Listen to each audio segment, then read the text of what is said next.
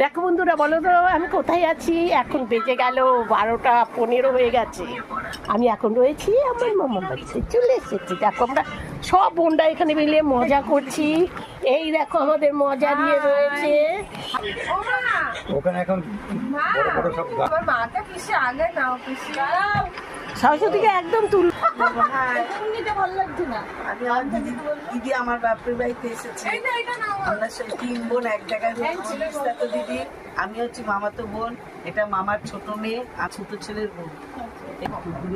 অনেকদিন পর, প্রায় কি বলবো, অনেক বছর পরই আমরা সব এক জায়গায় হয়েছি। যদি কাটো তো দেখো, এদের নিয়ে হবে না। যদি দিচ্ছ না কি নিচ্ছি তো।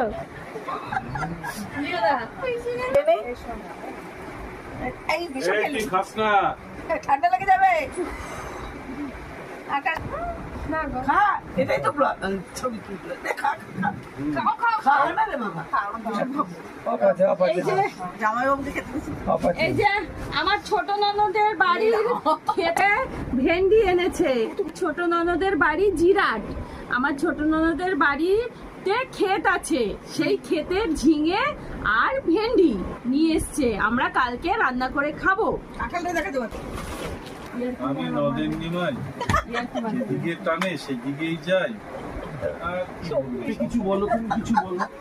হাই গাইস, আচ্ছা ওন্না দাও। হাই গাইস, তাক বলতে দে। হাই গাইস, তোমার দেবে।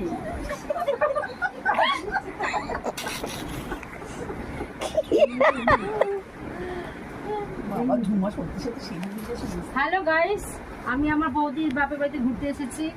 সব দিনরা এক জায়গায় হয়েছে। আমার বঞ্জি জামাই এক জায়গায় হয়েছি। রাত্রির 1:45 বাজে, আমরা গল্প করছি বসে বসে। সিরিয়াসলি? হ্যাঁ, আমরা যে রাতে কি খেয়েছি জানেন? দুধ, আম, কাঁঠাল। ভালো খাবার না? রুটি রুটি সবাই, রুটি ভাত যা